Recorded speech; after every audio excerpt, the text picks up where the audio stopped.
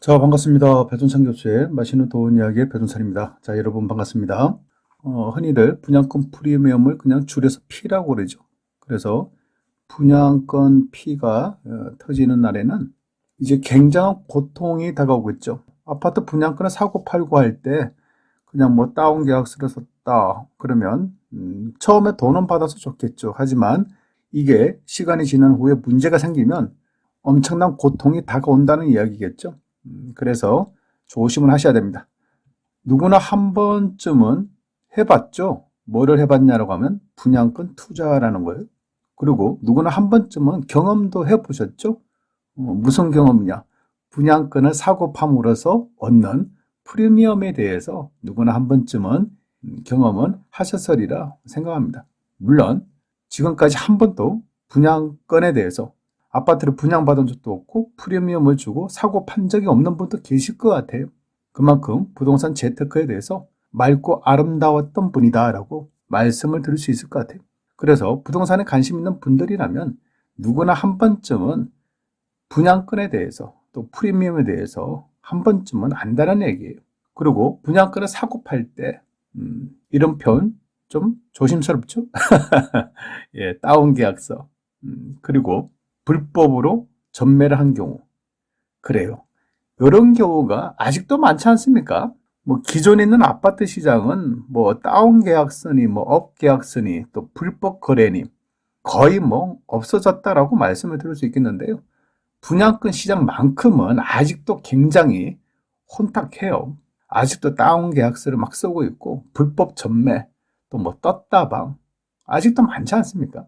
그래요. 아직도 부동산 시장에서 특히 분양권 시장에서는 좀 문제가 많다라고 말씀을 드릴 수 있을 것 같아요.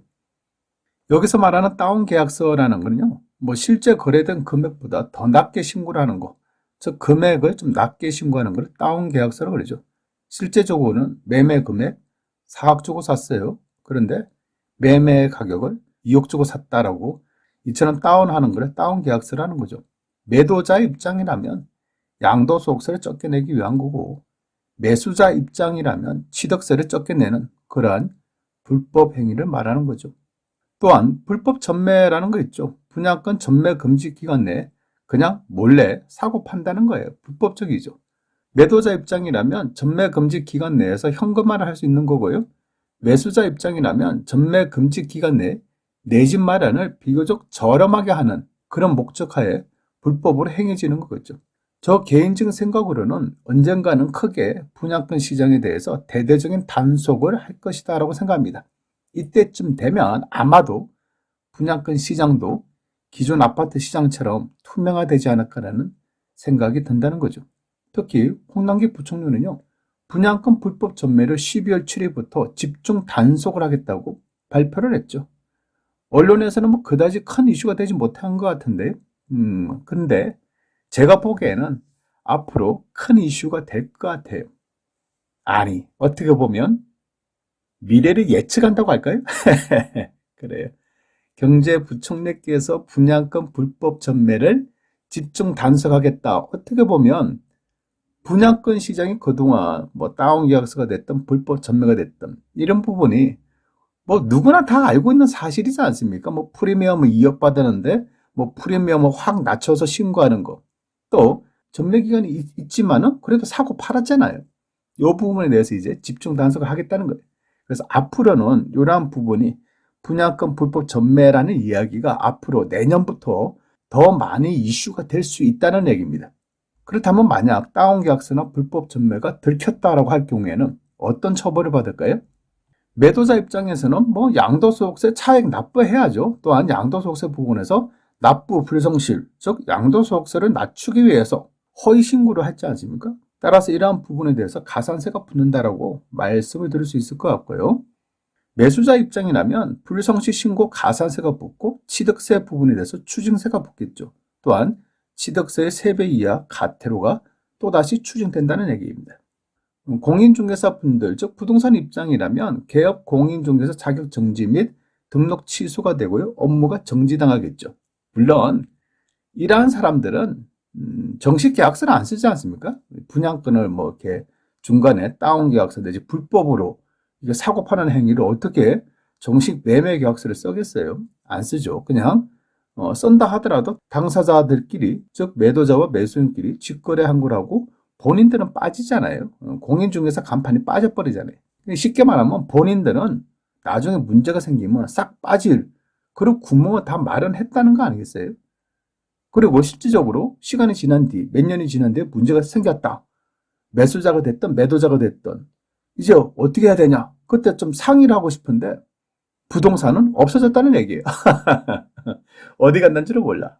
전화번호도 바뀌었고 휴대폰 번호도 바뀌었고 두 번 다시는 그 사람을 볼 수가 없다는 얘기죠. 결국 차후에 발생되는 모든 책임은 매도자나 매수자가 그러한 책임을 져야 된다는 얘기예요. 아무튼 정부는요, 분양권 불법 행위에 대해서 관심을 가진다는 얘기입니다. 그동안 만연되었던 분양권 시장에서의 다운계약서, 불법 거래를 조심할 시기가 이제 도래되었다라고 말씀드릴 수 있을 것 같아요. 다시 한번 말씀드리면요, 이제 분양권 시장의 불법 행위들 내년부터는 엄청나게 단속을 할 것이다. 그리고 사회적 이슈로 만들 가능성도 많아졌다라고 예측을 해볼 수가 있다는 얘기입니다. 물론 또 그래요. 뭐 불법 행위가 정부가 단속을 한다. 뭐 가태료, 뭐 가산세, 또 뭐 공인중개사 자격정지 및 뭐 등록 취소 등등 무섭죠. 하지만 제가 보는 점에서는 더 무서운 부분이 있어요. 이건 뭐 언론에서는 좀 나타나지 않는 사실 부분인데요. 뭐가 무섭냐라고 한다면 분양권 불법 전매를 했다. 또 분양권에 대해서 다운 계약서를 작성을 했다. 그러면 그 이후에 시간이 지난 이후에요. 불법 계약이었으므로 계약 자체가 무효다. 따라서 내가 준 프리미엄을 돌려달라. 이러면 어떻게 하시겠어요? 문제가 심각하죠. 또 어떤 경우에는 내가 프리미엄을 적게 받았다. 아니 이거 1년 전에 불법으로 샀잖아. 그런데 프리미엄을 나는 1억밖에 받지 못했다. 그런데 지금 프리미엄이 뭐 3억이지 않아? 그러니까 프리미엄 좋게 말할 때 더 달라. 어때요 여러분? 복잡하죠. 또 매수인이 나중에요. 취득할 때는 다운계약서를 놓고 취득했어요. 그런데 이러한 매수인이 2년 뒤, 3년 뒤, 5년 뒤, 뭐 7년 뒤에 이 매수인이 매도할 때 실제 매매 금액을 증명을 했다. 내가 과거에 실제적으로 나 이거 5억 주고 샀는데 다운계약서 가지고 3억에 신고한 거다. 근데 실제적으로 5억을 지급을 했다. 통장을 보여줬다. 이럴 경우는 어떻게 될까요? 이럴 경우에도 과거에, 즉 예전에 다운계약서 썼다. 즉 예전에 매도자에게 양도소득세가 추징된다는 얘기예요. 무서운 얘기죠. 현재 뭐 돈 얼마 벌었다, 뭐 양도소득세 조금 냈다. 요게 중요한 게 아니라 앞으로 언제 어떻게 바뀔지는 모른다는 얘기예요. 나는 무주택자다. 그리고 나는 이 집에서 계속 거주할 거다. 걱정을 하지 마라. 그러니까 걱정하지 말라고 하는데 매수자가 이제 부동산 공부를 했어. 그리고 아파트를 한 채, 두 채, 세 채 사모았어. 그러면 매수자가 현재 사놓은 곳에 아파트를 팔 때 1가구 다주택자지 않습니까? 그럼 양도소득세, 중과세잖아요.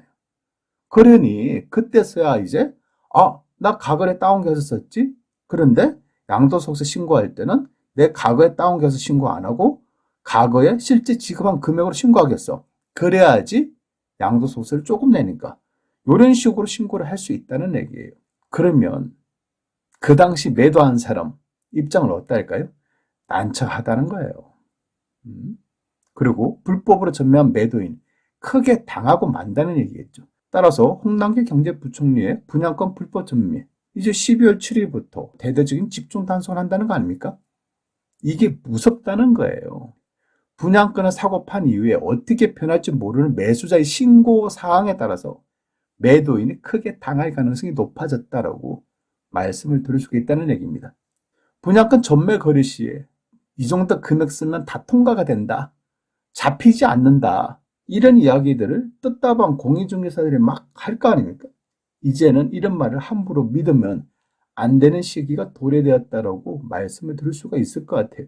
분양권 거래도요, 이제는 정정당당하게 세금 신고하시기를 바랍니다. 다시 한번 말씀드리면 예전과 같은 시기가 아니라는 겁니다, 여러분. 괜히 몇백만 원, 몇천만 원 아끼려고 가다가 자칫하다가는 몇천만 원, 몇억이 나갈 수도 있다는 얘기입니다. 또 그렇지 않습니까? 큰 돈을 벌고 싶다면 작은 돈에 연연하면 안 되시겠죠? 큰 돈을 벌고 싶다면 더 정정당당하게 그냥 내실 건 내시고 납부할 건 납부하고 이런 식으로 돈을 버시기를 바랍니다. 이상까지 배종찬 교수의 맛있는 도움 이야기였습니다. 감사합니다.